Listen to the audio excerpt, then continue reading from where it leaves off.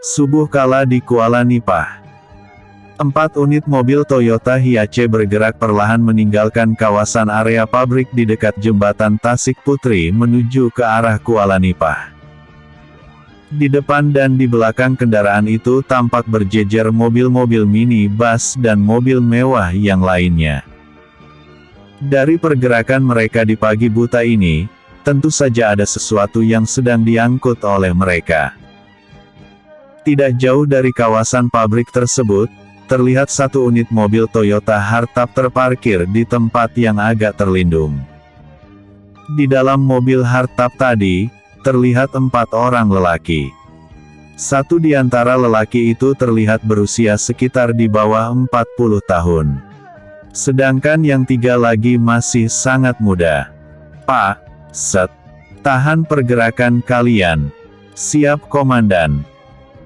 Salah satu dari ketiga lelaki muda tadi segera keluar dari mobil Toyota Hartap itu, kemudian menghilang di balik rerimbunan pepohonan di sekitar jalan tempat mobil Hartap itu terparkir.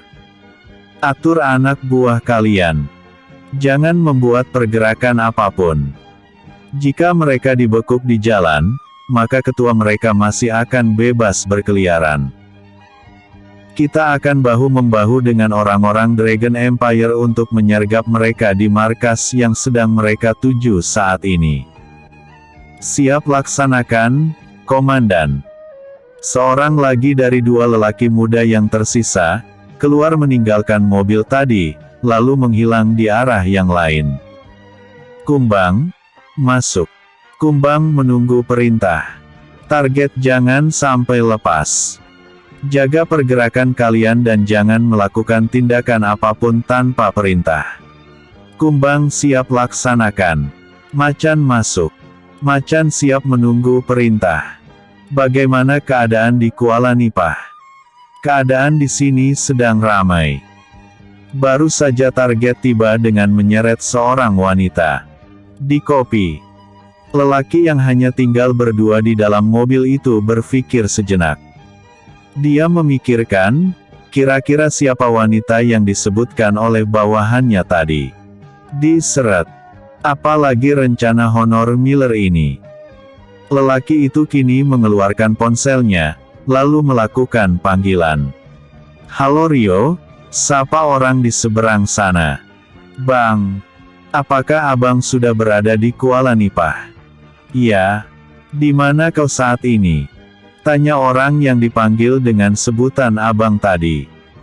"Aku masih membuntuti mobil yang mengangkut barang-barang yang saat ini sedang menuju ke Kuala Nipah." "Oh ya bang. Tadi bawahanku mengatakan bahwa Honor menyeret seorang wanita. Menurut abang, siapa wanita itu?" "Wanita? Entahlah dek. Aku ada mendengar ribut-ribut antara Namora dan Honor Miller ini di tower restoran sebelum terbakar.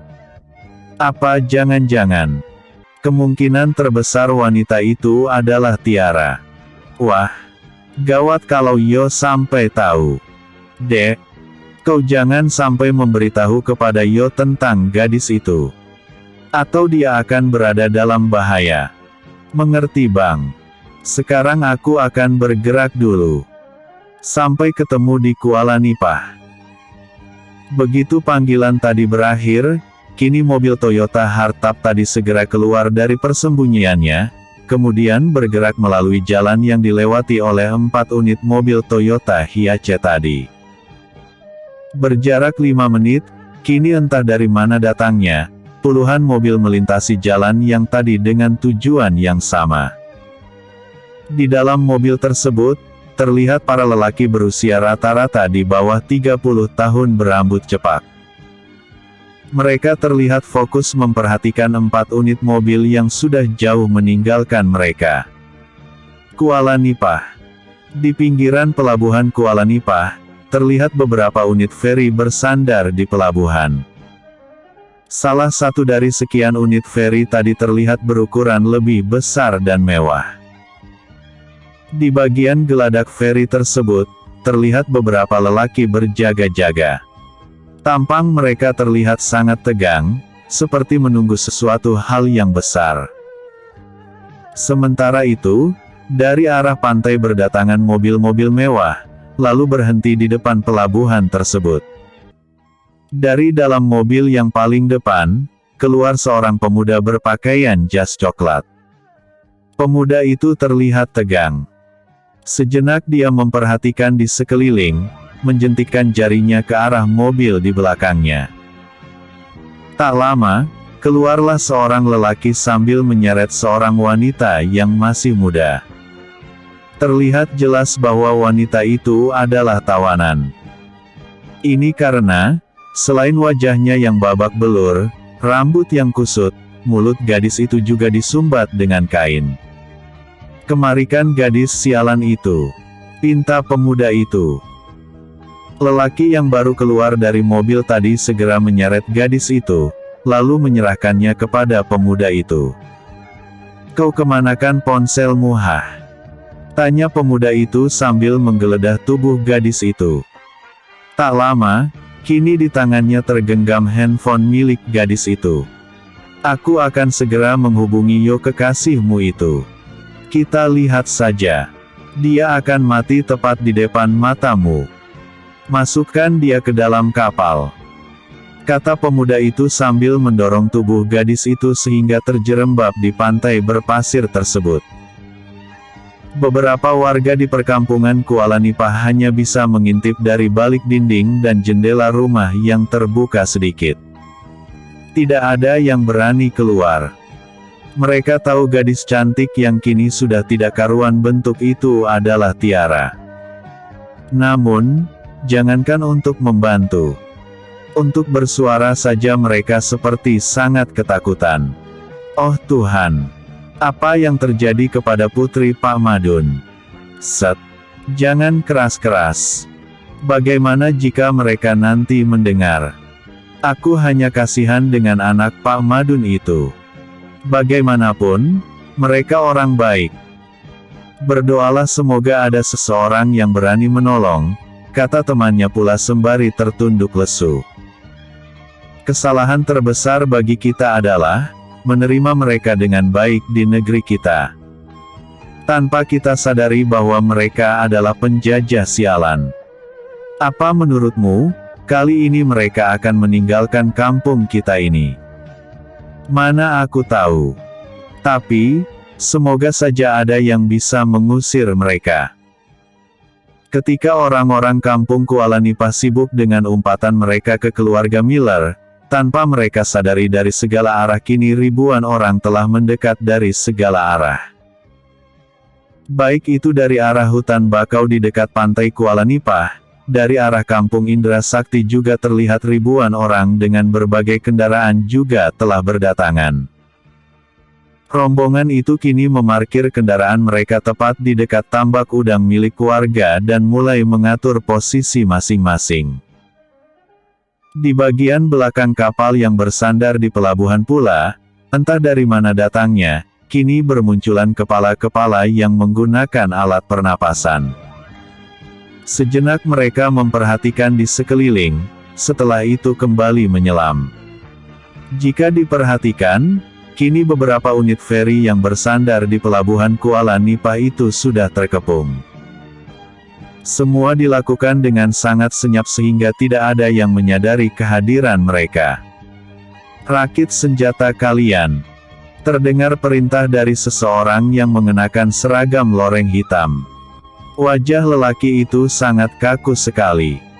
Bahkan lebih kaku dari wajah Namora. "Herei, kemana perginya tuan muda kita?" tanya teman lelaki kaku tadi. Tuan muda itu anak jin. Dia bisa berada di sini kapan saja. Yang terpenting, persiapkan diri. 1 peluru, 1 nyawa, kata lelaki bernama Herei tadi. Selesai, kata seorang lelaki yang juga mengenakan seragam loreng hitam. Kini dia membidikkan ujung senjatanya ke arah kapal.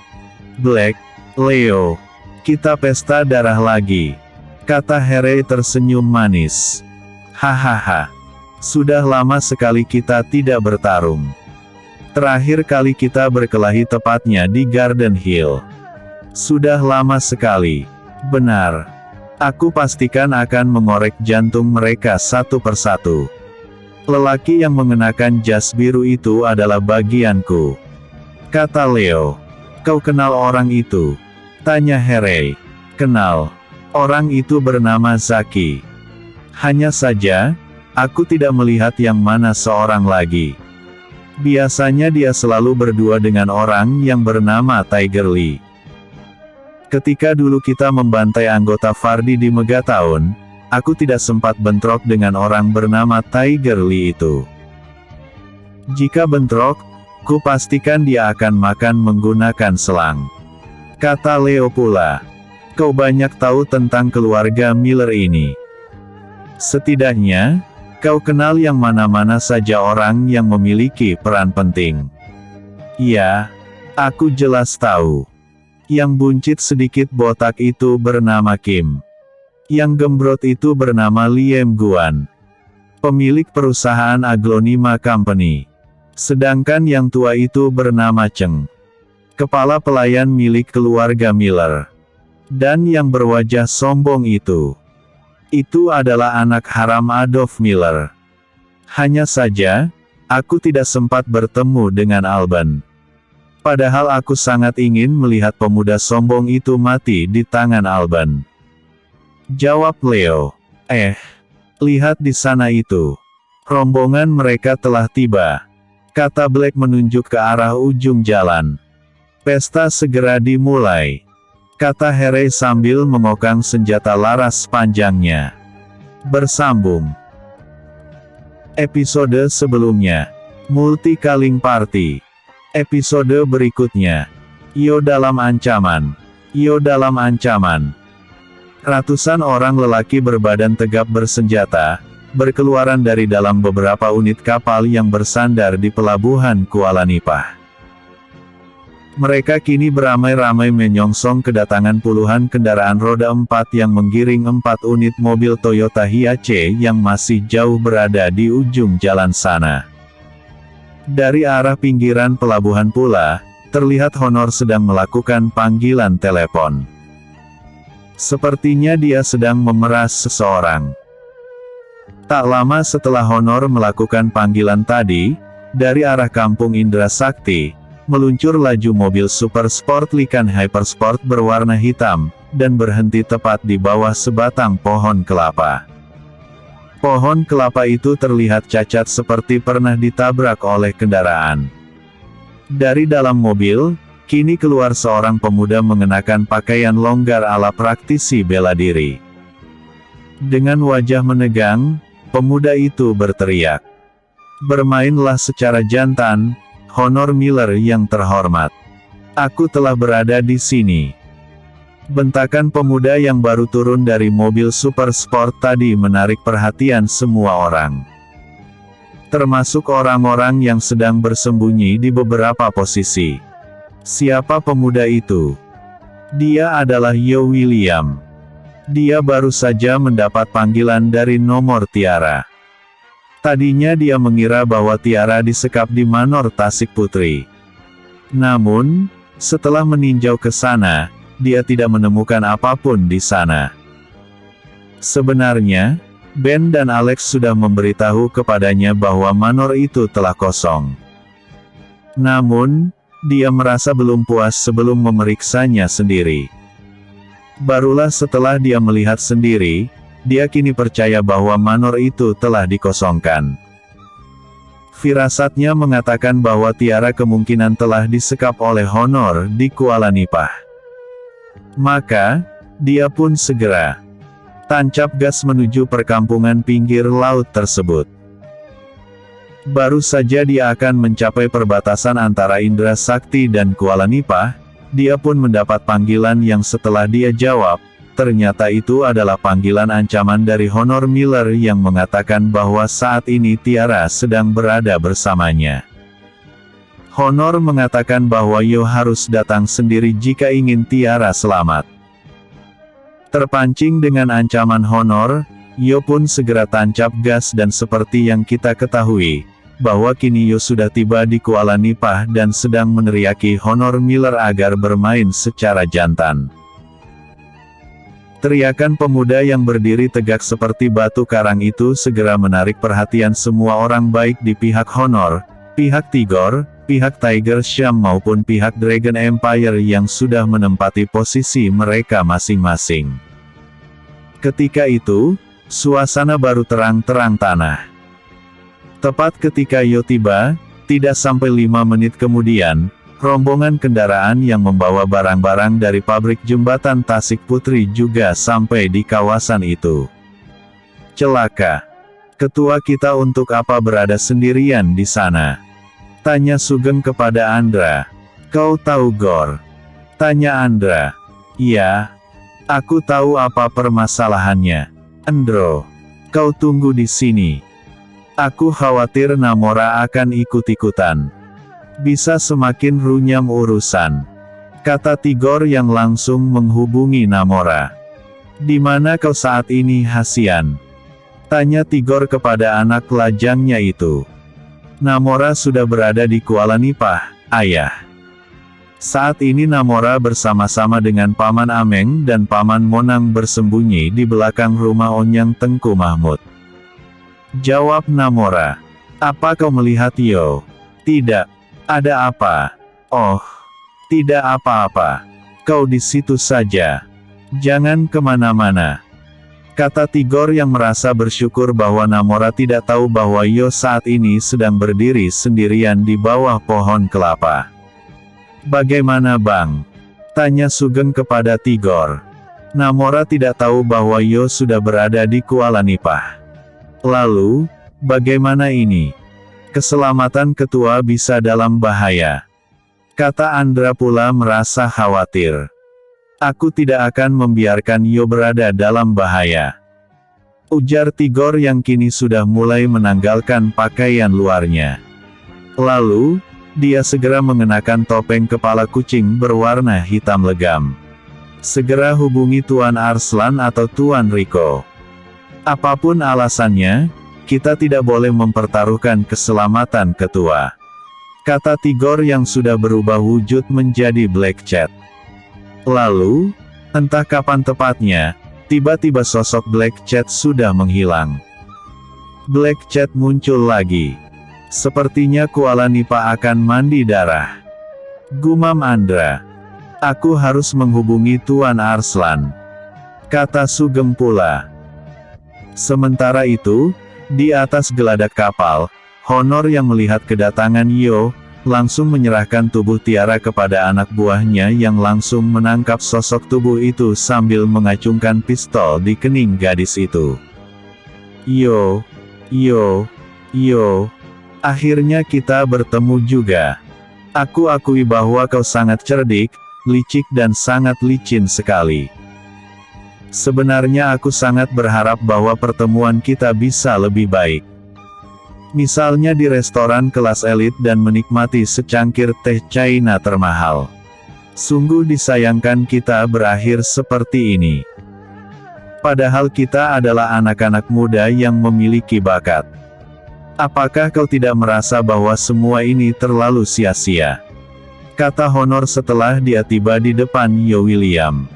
Hahaha. Tidak akan bertemu antara minyak dan air. Kau Honor. Apa tadi katamu? Kita sama-sama berbakat. Sungguh jauh panggang dari api. Apa bakatmu?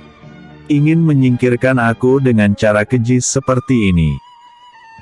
Sayang sekali bakatmu itu adalah bakat licik, jawab Yo sambil tertawa terbahak-bahak.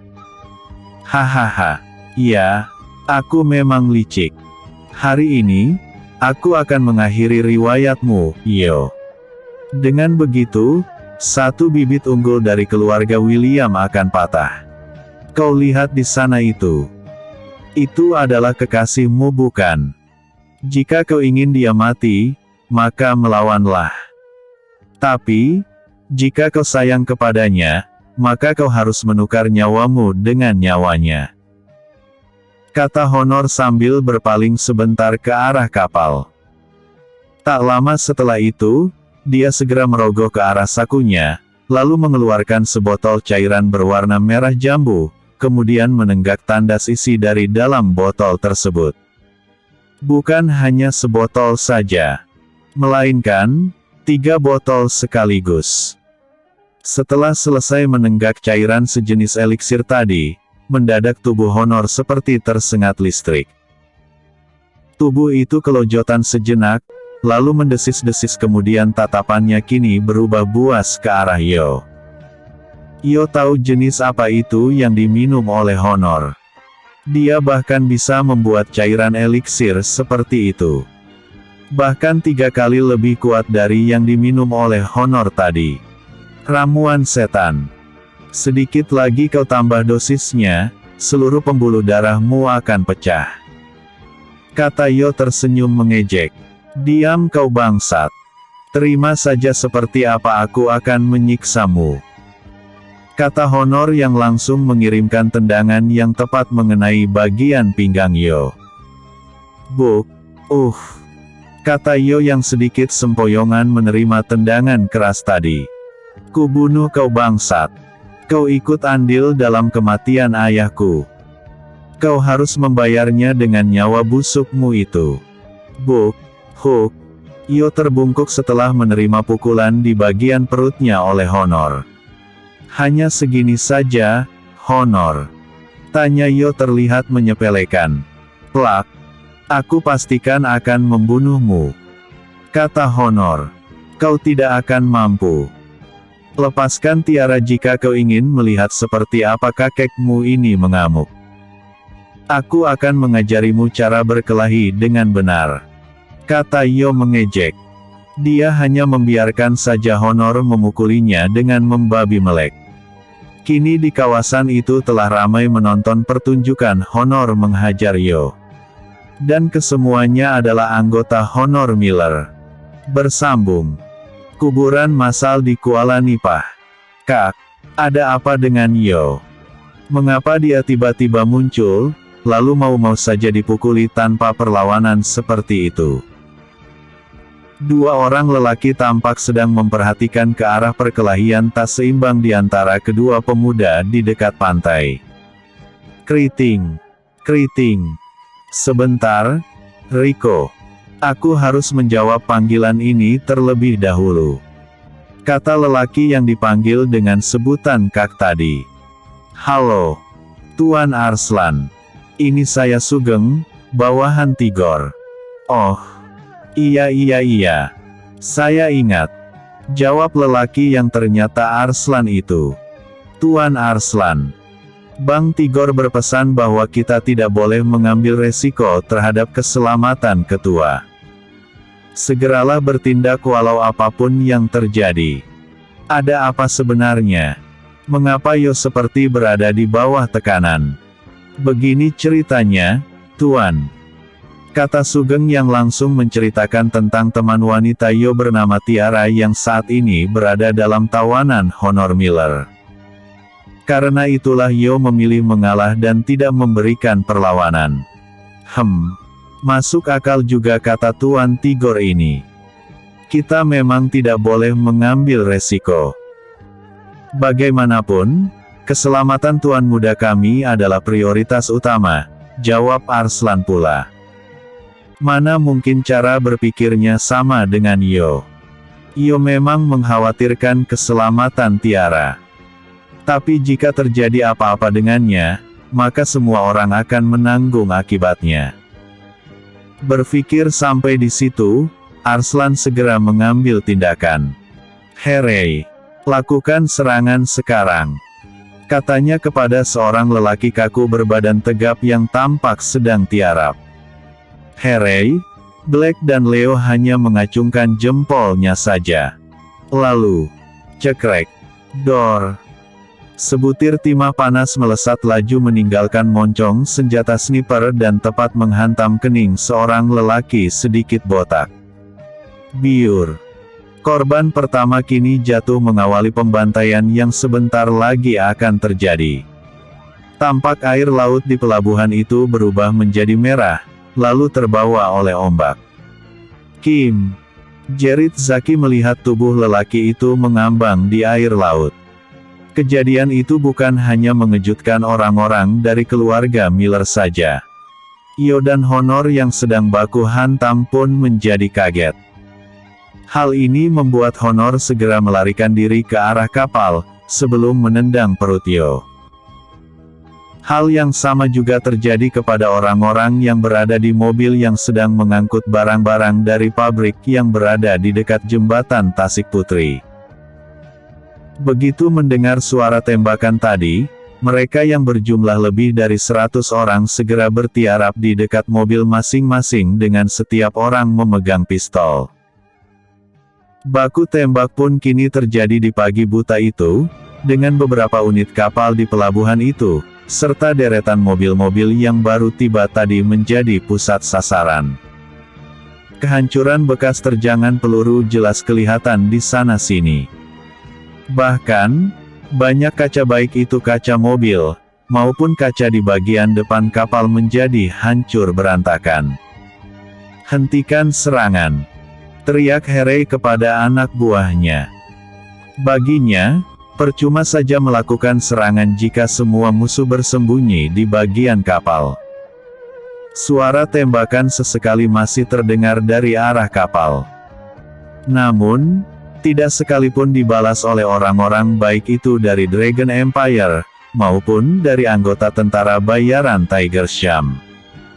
Namun, seperti itu hanya sesaat.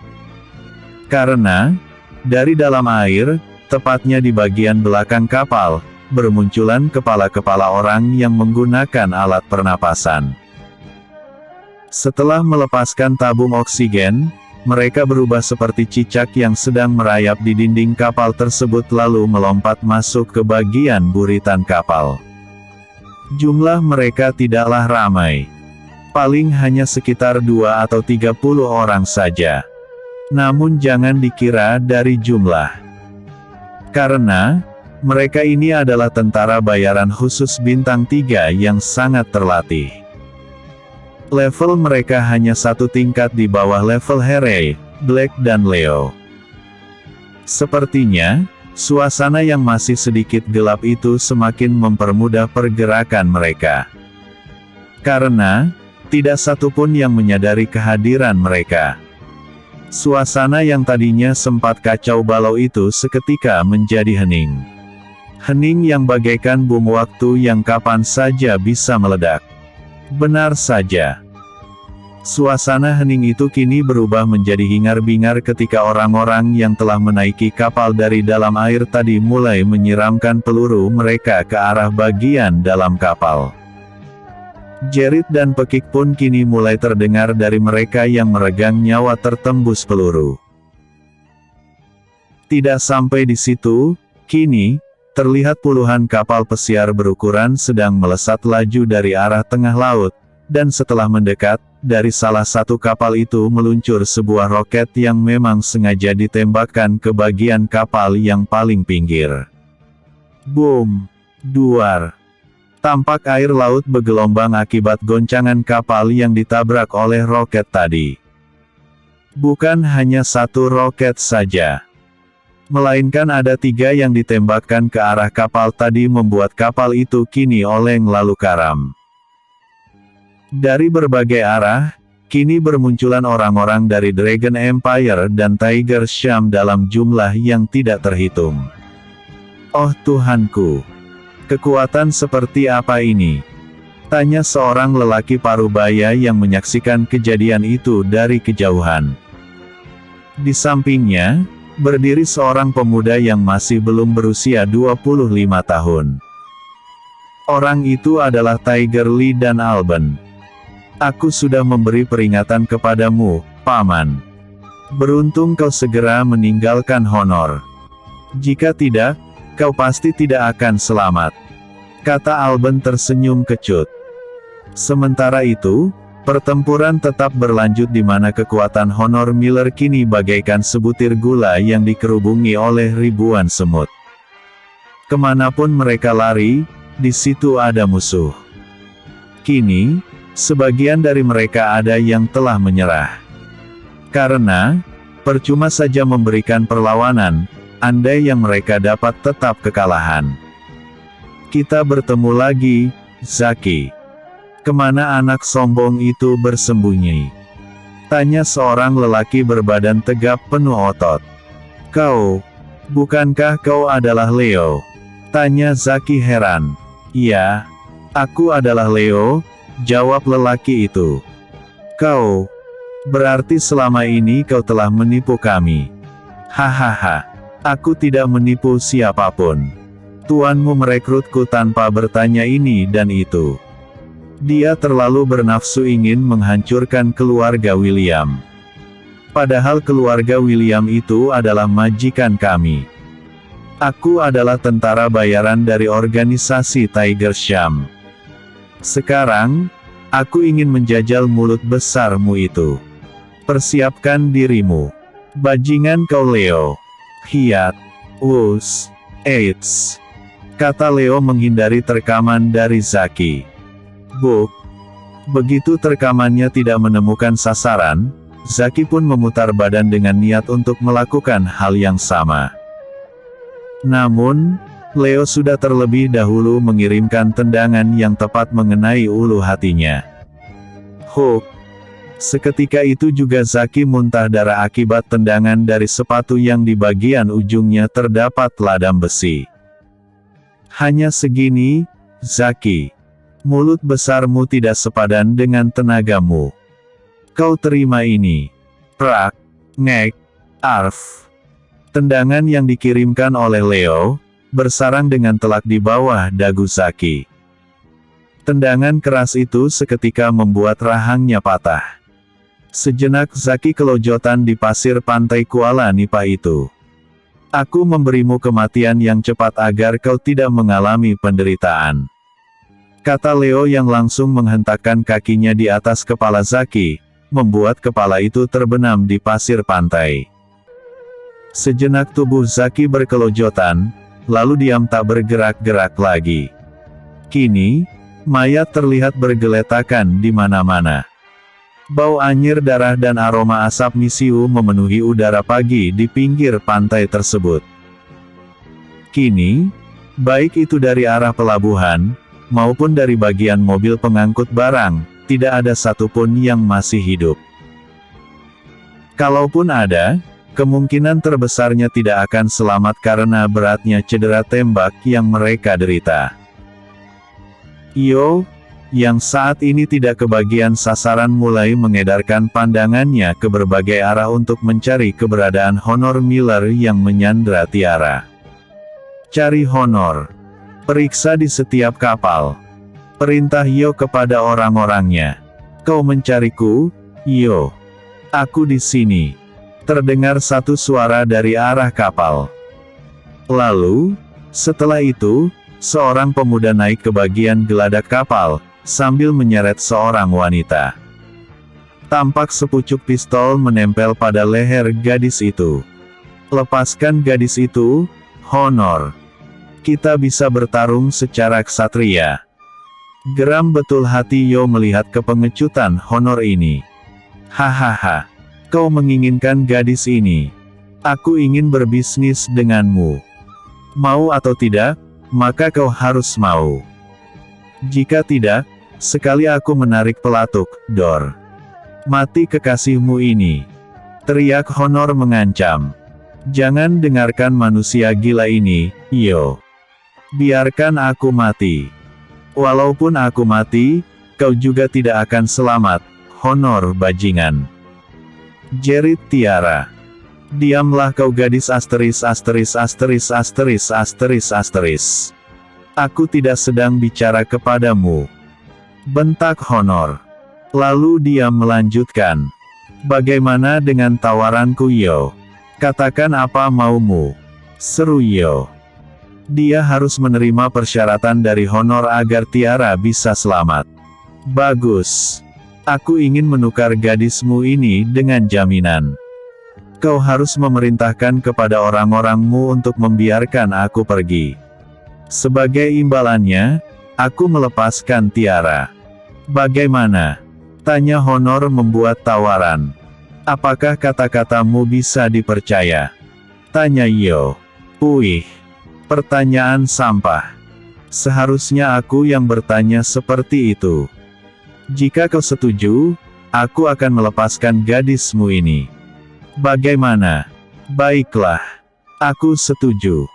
Aku menjamin bahwa orang-orangku tidak akan melukaimu. Kau boleh pergi dari tempat ini tanpa ada gangguan sedikitpun dari orang-orangku. Jawab Yo bersungguh-sungguh. Baginya, dia bisa memburu honor setelah ini. Tapi, jika Tiara celaka di tangan pemuda itu akan menjadi penyesalan terbesar dalam hidupnya.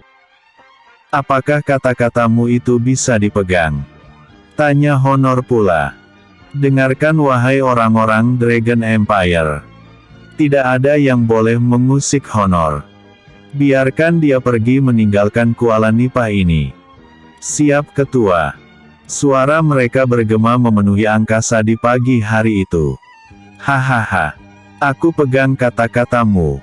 Ini gadismu. Silahkan kau ambil. Kata Honor sembari mendorong tubuh Tiara ke arah pantai, membuat gadis itu jatuh tersungkur. Tiara! Teriak Yo sambil berlari untuk membantu gadis itu. Kau tidak apa-apa, sayang? Tanya Yo sambil membersihkan pasir pada wajah gadis itu. Dia segera memeluk dan membawa Tiara untuk menjauh dari Honor. Terima kasih Yo. Sampai bertemu lagi. Dor. Dor. Dor. Baru saja Honor akan berbalik untuk menuju ke kapal, tiba-tiba terdengar suara tembakan 3 kali berturut-turut diikuti ambruknya tubuh Honor di pasir. Kau ingkar janji Yo. Kata Honor sambil menunjuk ke arah Yo. Aku tidak ingkar janji. Siapa yang melakukan ini? Teriak Yo dengan kesal. Yo juga kaget bukan main. Mana ada orang-orangnya yang berani melanggar perintahnya? Aku yang melakukannya, Yo. Terdengar jawaban dari seorang pemuda yang sebaya dengan Honor. Wajah mereka juga sangat mirip. Alban. Gumam Yo dan Honor bersamaan. Ya. Aku bukanlah anak buahmu. Aku bukan dari organisasi Tiger Sham, juga bukan dari organisasi Dragon Empire. Jadi, tidak ada larangan untukku bukan?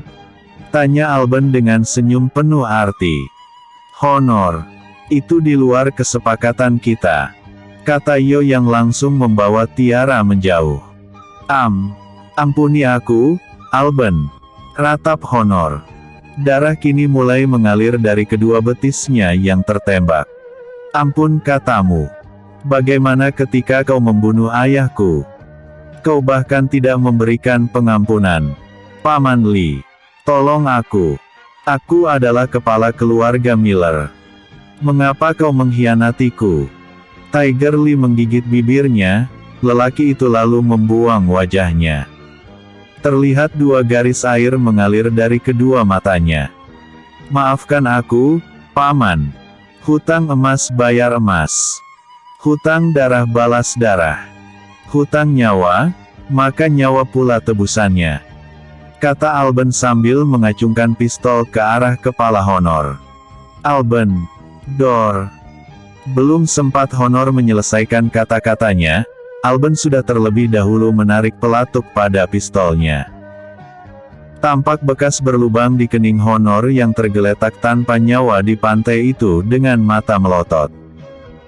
Yo yang menyaksikan dari jarak yang sedikit jauh hanya bisa menarik nafas panjang. Segera kosongkan tempat ini. Perintah Yo kepada semua orang yang berada di tempat itu. Siap ketua. Kini, masing-masing orang mulai bergerak meninggalkan kawasan pantai tersebut. Kini, Yo dapat melihat sosok hitam bertopeng kucing berjalan bergandengan tangan dengan seorang pemuda. Di genggaman tangan sosok serba hitam itu, tergenggam sebilah pedang tipis yang lentur. Namun, pedang itu telah berubah warna kemerahan. Yo tersenyum kepada sosok serba hitam itu. Kini, Yo segera mengeluarkan ponselnya, lalu menekan tombol panggil. Halo Yo. Paman, Rio.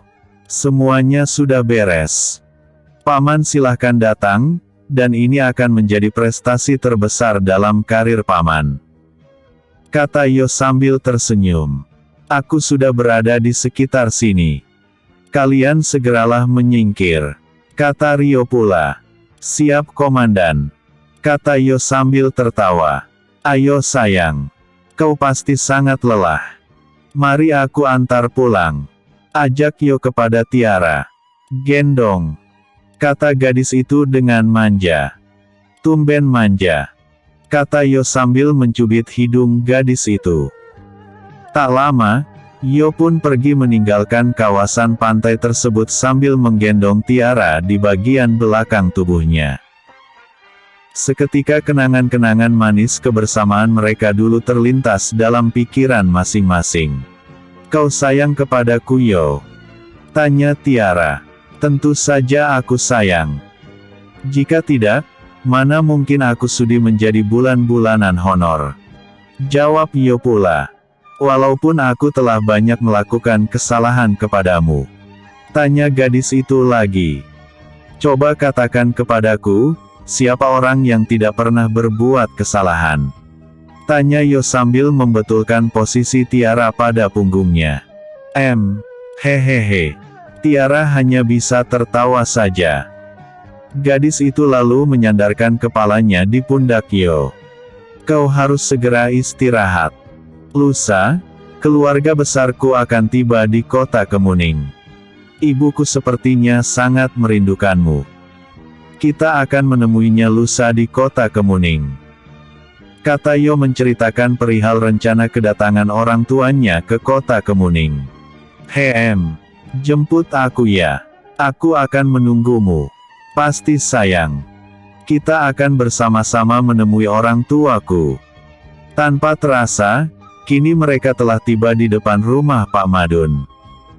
Setelah berbasa-basi sejenak, Yo pun akhirnya pamit untuk mengistirahatkan tubuh dan mengendorkan otot-otot tubuhnya yang terasa sangat menegang. Menegang entah karena kejadian pertempuran tadi, atau karena bagian depan tubuh Tiara yang menempel erat di punggungnya. Sementara itu, pihak kepolisian pimpinan AKBP Rio Habonaran, tampak sedang melakukan pembersihan di pinggir pantai Kuala Nipah. Bersambung. Episode sebelumnya. Yo dalam ancaman. Episode berikutnya. Namora akan punya adik lagi. Namora akan punya adik lagi. Bonus bab. Pagi-pagi sekali, satu unit mobil super sport Likan Hypersport berhenti di salah satu rumah berdinding papan di perkampungan pinggir laut Kuala Nipah. Dari dalam mobil tersebut, keluarlah seorang pemuda yang ketampanannya mampu menggetarkan tubuh orang yang sedang kedinginan. Begitu keluar dari dalam mobil, dia segera berjalan melenggak-lenggok bagaikan seorang peraga busana tiruan, lalu dengan lagak tengilnya, pemuda itu pun segera mengetuk pintu. Sampurasun. Katanya dengan sekuat tenaga menahan tawa. Di dalam, terlihat sepasang pasangan parubaya saling pandang. Mereka merasa heran dengan orang yang berada di luar. Dalam keadaan keheranan tersebut, sang istri pun segera bertanya kepada suaminya. Pak, ada tamu tuh. Tapi bahasa apa yang dia gunakan itu? Entahlah Bu. Mungkin dia orang luar negeri. Paling tidaknya dari Spanyol lah. Jawab sang suami sekenanya. Mengapa tidak kita lihat saja ke depan Pak? Husi. Jangan sembarang. Siapa tahu dia orang jahat. Kau tahu kan kejadian 2 hari yang lalu? Apa yang telah terjadi di Kuala Nipah ini? Tanya sang suami memperingatkan sang istri. Dalam keraguan-raguan itu, dari arah kamar kini keluarlah seorang wanita muda yang terlihat sangat cantik dengan mengenakan gaun berwarna merah jambu. Melihat ke arah orang tuanya yang terlihat seperti sedang berbisik-bisik, gadis itu pun segera menghampiri. "Ayah, Ibu, ada apa?" tanya sang gadis. "Heh, Tiara, pagi-pagi begini kau sudah berdandan. Apa kau kesambat hantu laut?" tanya sang ibu sambil memandangi putrinya yang sudah berpenampilan bak putri seorang raja yang baru lengser dari tahta. "Bu, hari ini Yo akan menjemputku. Katanya, di kota Kemuning akan diadakan acara syukuran," jawab gadis itu polos. "Cukuran? Siapa yang akan dicukur?" tanya sang ayah. "Hahaha, syukuran. Bukan cukuran," jawab sang gadis yang langsung pecah tawanya. "Oh, siapa yang punya hajatan?" tanya sang ayah. Kabarnya, Paman Rio, adiknya Paman Tigor telah sukses membongkar sindikat narkoba di negara ini, lalu membekuk mereka. Konon katanya, Paman Rio akan segera naik pangkat. Dia juga berhasil memburu Marven yang melarikan diri, dan menjebloskannya ke dalam penjara. Lalu, apa hubungannya dengan pintu rumah kita diketuk oleh orang Spanyol itu?" tanya sang ibu pula. "Diketuk? Emang ada yang mengetuk pintu?" tanya Tiara. "Kau lihat saja sendiri. Bahasanya sulit dimengerti," kata sang ayah pula. Tok tok tok. Sampurasun. Kembali terdengar suara ketukan di luar. "Nah, itu dia," kata sang ayah sambil menunjuk ke arah pintu. "Itu adalah Yo, ayah. Bukan orang Spanyol," kata Tiara pula yang langsung berjalan menuju ke arah pintu. Begitu pintu dibuka, benar saja, seorang pemuda terlihat berdiri di depan pintu sambil cengengesan. "Hai Pak, hai Bu. Selamat pagi," kata Yo sedikit membungkukkan badannya. "Ayo masuk," ajak Tiara yang langsung menyambar lengan pemuda yang ketampanannya tidak ketulungan tersebut. "Ternyata itu kamu Yo. Maaf, tadi Paman pikir siapa. Silahkan duduk," kata Pak Madun mempersilahkan. "Terima kasih Pak." "Oh ya Pak. Kedatangan saya kemari untuk menjemput Bapak sekeluarga untuk menghadiri acara di Martins Hotel Kota Kemuning," kata Yo menyampaikan maksud kedatangannya. "Hehehe. Begini nak. Kalian sajalah yang pergi. Biar Tiara yang mewakili kami. Bapak dan Ibu tidak biasa berada di acara mewah seperti itu. Kami ini hanya orang kampung. Takutnya nanti Nakyo merasa malu," kata Pak Madun sambil menepuk pundak pemuda itu. "Benar Nakyo. Biarkan saja Tiara yang mewakili kami. Kami tidak biasa berada di dalam sebuah acara yang mewah. Di hotel pula. Jangankan untuk memasuki hotel. Duduk di lobinya saja kami tidak pernah," kata sang ibu pula menguatkan perkataan dari Pak Madun tadi. "Benar tidak apa-apa Pak, Bu?" tanya Yo merasa tidak enak. "Benar. Kalian berangkatlah. Titip salam kepada Bang Tigor ya," kata Pak Madun lagi. "Baiklah Pak, Bu. Jika begitu, kami berangkat dulu," kata Yo. Lalu dia menyalami dan mencium tangan kedua orang tua kekasihnya tersebut. "Ayo sayang. Kita harus berangkat segera. Karena, sore ini, acaranya sudah dimulai," kata Yo sambil membukakan pintu mobil untuk kekasihnya itu. Setelah melambaikan tangan kepada kedua orang tua Tiara, akhirnya mobil yang dikendarai oleh Yo pun melesat dengan kecepatan tinggi menuju ke Tanjung Karang sebelum nantinya berputar ke Kota Kemuning. Martins Hotel. Acara yang diadakan di Hotel Bintang 5 di Kota Kemuning itu terlihat sangat meriah.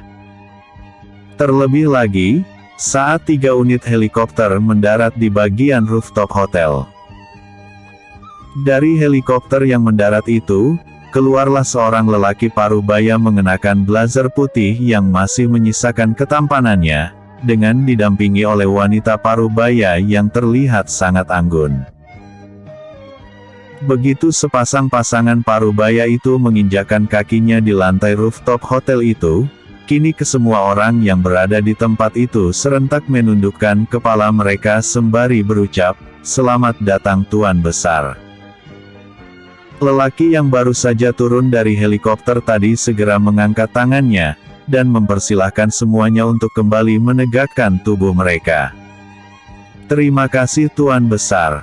Semoga Anda panjang umur," kata mereka serentak. Lelaki parubaya tadi berjalan sambil menggandeng tangan sang istri. Di samping kanan kirinya terlihat Ivan Patrick bersama dengan istrinya. Sedangkan di kiri, ada Kenny William yang juga bersama dengan istrinya. Sementara itu belakangnya, berjalan 4 orang lelaki bersama dengan pasangan mereka masing-masing. Terlihat juga di sana ada Tuan Gerard Gordon bersama dengan istri, juga ada David dan Kevin. Ada juga Arslan bersama dengan Lisa, dan ada juga Harry bersama dengan Joanna. Begitu rombongan itu melewati salah satu dari sekian banyaknya orang yang berdiri, tiba-tiba lelaki parubaya yang dipanggil dengan sebutan Tuan Besar itu pun berhenti. Kini dia menoleh ke arah salah satu dari lelaki tadi, kemudian menghampiri. "Tuan Tigor, mengapa Anda berdiri di sini? Apakah Anda merasa tidak layak untuk duduk sama rendah denganku?" tanya lelaki berpakaian blazer putih tadi.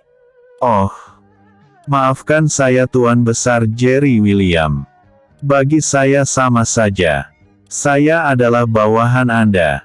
Jangan terlalu sopan," kata Tigor. "Sudahlah Tuan.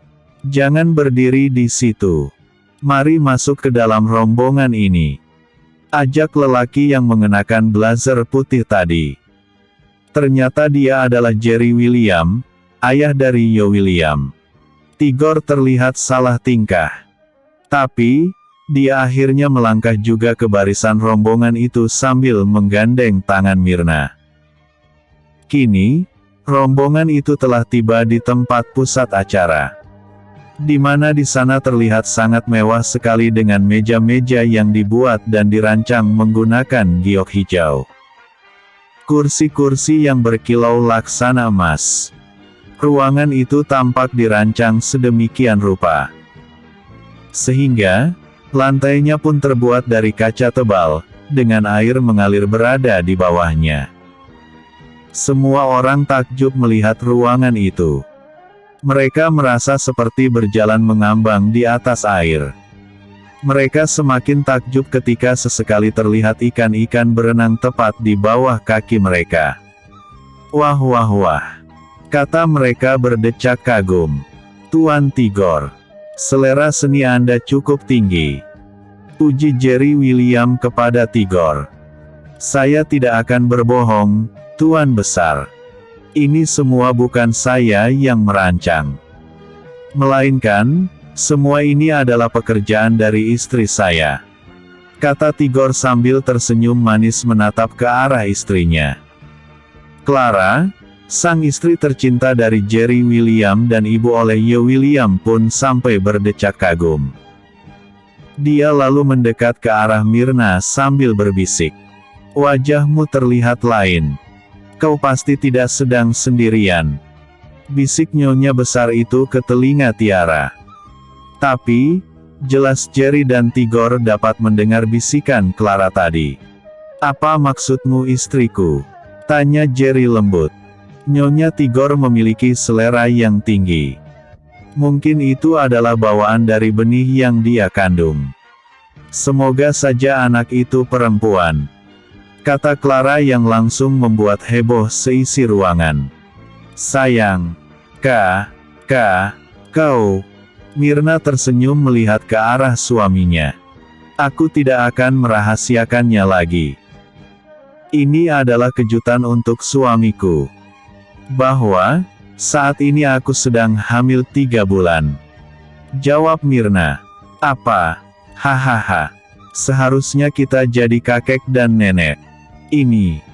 Seperti kita akan punya momongan lagi. Doa Namora terkabul. Hahaha. Tuan besar. Aku akan punya anak lagi. Kata Tigor seperti orang yang lupa diri. Jangan sampai Yo tahu. Jika dia tahu, bisa naas nasib kami. Kata Jerry bercanda. Bang. Ternyata masih hebat juga senjata warisan nenek moyangmu. Hebat kau bang. Puji Ucok sambil mengacungkan jempolnya. Setan kalian. Jangan menggodaku. Merah padam wajah Tigor menahan malu. Karena, di sana saat ini sedang berada orang-orang besar yang memiliki kedudukan tidak rendah. Siapalah dirinya jika dibandingkan dengan orang-orang itu. Bersambung. Episode sebelumnya. Kuburan massal di Kuala Nipah. Episode berikutnya. Last episode. Episode terakhir. Tigor benar-benar jadi bahan olok-olok ketika para bawahan dan atasannya mengetahui bahwa istrinya telah mengandung. Suasana di ruangan itu menjadi semakin berisik ketika seorang pemuda berwajah dingin memasuki ruangan itu. Tiba di hadapan Tigor, pemuda itu langsung menyalami tangan lelaki parubaya itu, kemudian menciumnya. Setelah itu, dia melakukan hal yang sama terhadap Myrna. Barulah dia berbalik, lalu membungkuk hormat di hadapan Jerry William. Salam hormat saya untuk Tuan Besar. Kata pemuda itu. Anak baik. Mengapa kau terlambat? Dan, kemana perginya Yo? Tanya Jerry kepada pemuda itu. Menjawab Anda, Tuan Besar. Tadi saya sempat diberitahu bahwa pagi-pagi sekali ketua telah berangkat ke Kuala Nipah. Katanya akan menjemput Tiara, jawab pemuda berwajah dingin itu. Siapa Tiara ini? Tanya Jerry. Kak, kau sudah bertemu dengannya ketika kita merayakan hari ulang tahun putra kita di Kuala Nipah. Gadis itulah yang menemani Yo merayakan hari ulang tahunnya. Apa kakak lupa? Tanya Clara kepada Jerry William. Gadis itu. Ya aku ingat. Kau sempat mengatakan bahwa kau melihat bayangan dirimu pada gadis itu, kata Jerry mengerti. Lalu, mengapa kau terlambat datang? Kali ini Tigor pula yang mengajukan pertanyaan.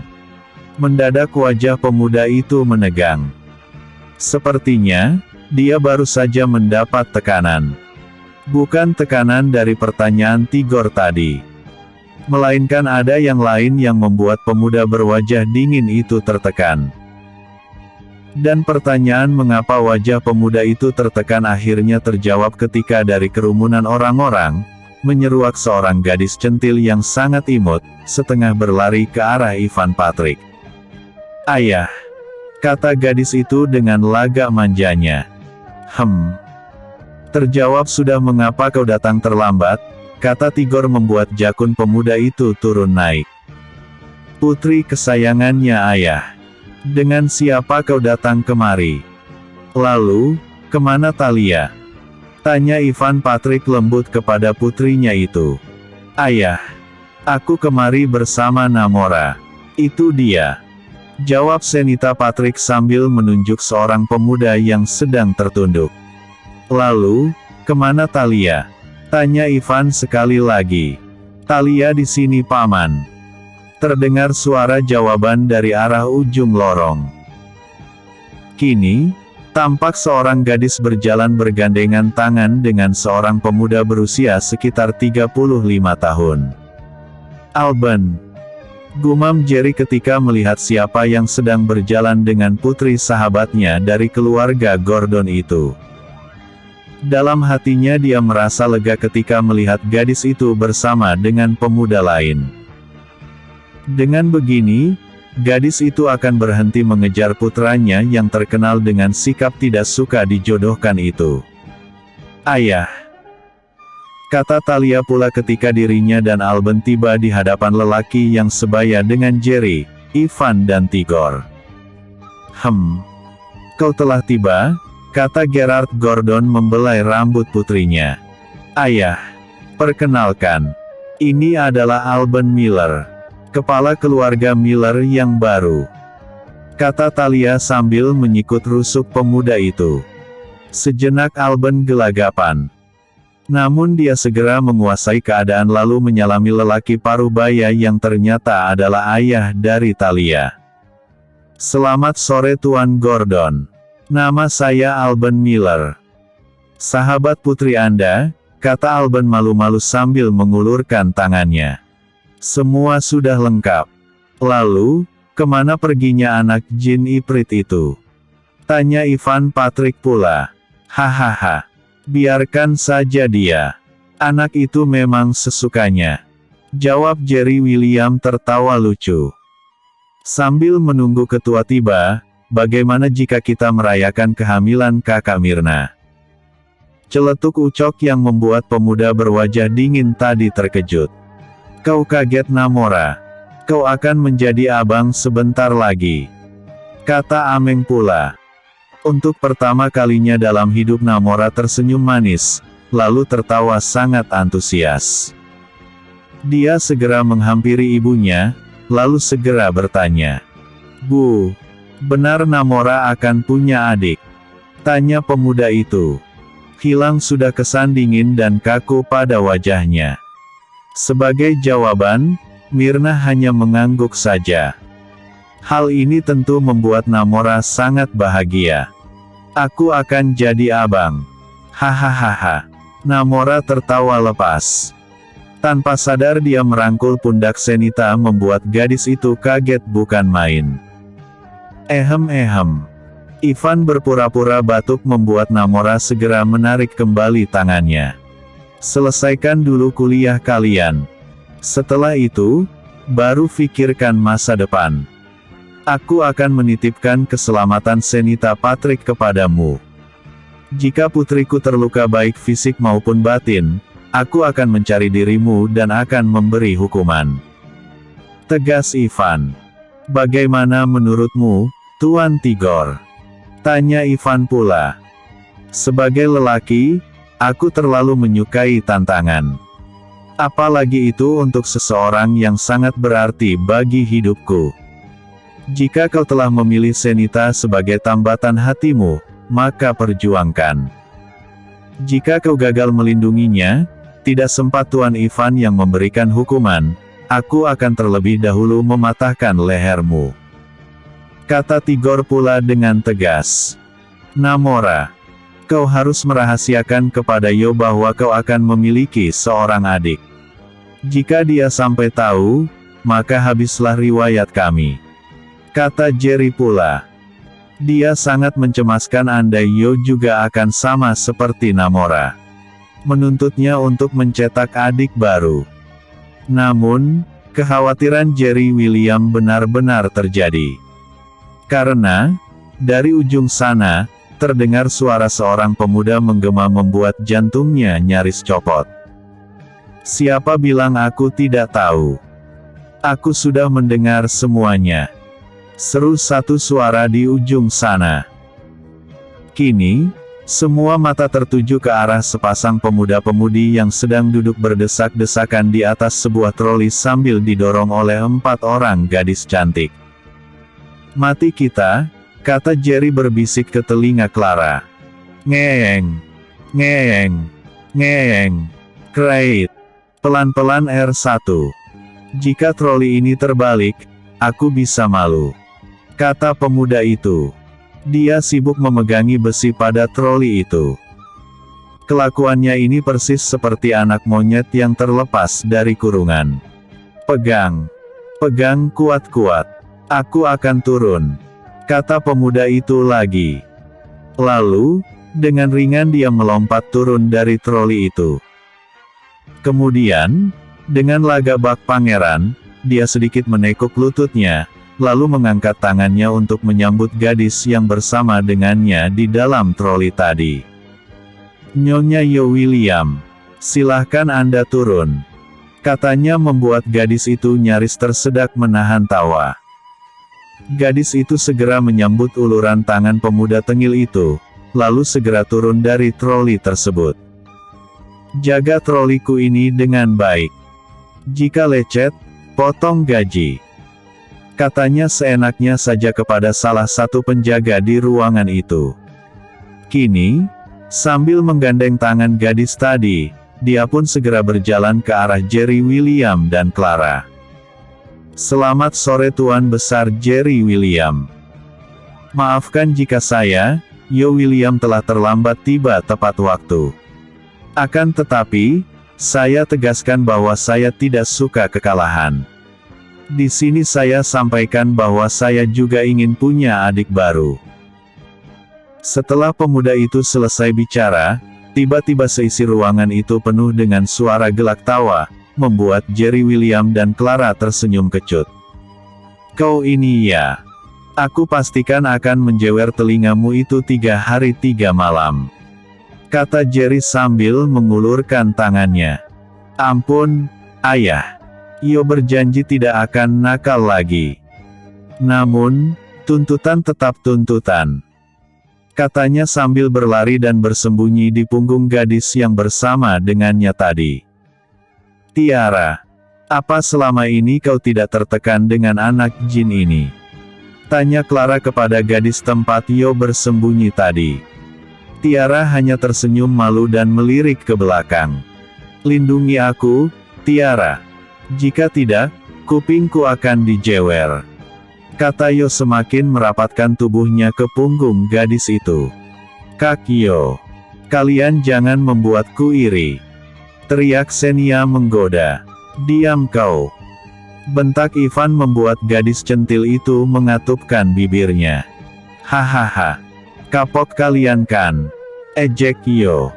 Lalu, dia segera berdiri tegak namun, masih di belakang Tiara. Ayah. Misiku telah selesai. Keluarga Miller yang lama telah tumbang. Kini, keluarga Miller akan diteruskan oleh sahabatku itu. Kata Yo menunjuk ke arah Alban. Kerja bagus. Tidak sia-sia kau dididik selama ini oleh 2 guru. Jika begini, aku bisa tenang menikmati hari tuaku. Cepatlah menikah, lalu warisi perusahaan Future of Company. Dengan begitu, ayah dan ibumu akan tenang menikmati sisa umur, kata Jerry. Ada riak bangga pada wajahnya. Ayah. Jika ayah ingin mewariskan Future of Company kepadaku, aku ingin William Group dilepaskan. Kemudian serahkan perusahaan itu kepada sepupuku. Mengapa? Bukankah lebih baik jika perusahaan itu tetap bernaung di bawah FOC? Tanya Jerry heran. Aku telah bersumpah di hadapan kakek uyut William bahwa aku tidak akan mewarisi William Group. Apalagi aku tidak menuruti keinginannya untuk menikah dengan Talia, kata Yo pula. Itu bisa diatur nanti. Sekarang, mari kita rayakan kemenangan ini. Dengan kemenangan ini, berakhir sudah perselisihan antara 2 keluarga besar William dan Miller. Dan kau Alban, jangan ulangi kesalahan yang sama. Kami tidak pernah mencari lawan. Namun, jika lawan mencari kami, pantang untuk lari. Kata Jerry kepada Alban. Tuan Besar dapat memegang kata-kata saya. Bahwa, saya dan Harold Holding Company akan berada di bawah perusahaan Future of Company. Itu janji saya, kata Alban dengan yakin. Baiklah. Sekarang, mari kita lakukan kesepakatan. Aku juga akan menarik kembali embargo ekonomi terhadap perusahaan Harold Holding Company, kata Jerry berjanji. Terima kasih Tuan. Alban segera memberikan hormat kepada Jerry. Kau anak jin. Jangan lagi meminta adik. Jika kau ingin, bikin saja sendiri. Kata Jerry lagi sambil menarik tangan Clara untuk menuju ke arah meja. Kini, tinggallah Yo melongo sambil garu-garu kepala. Tamat.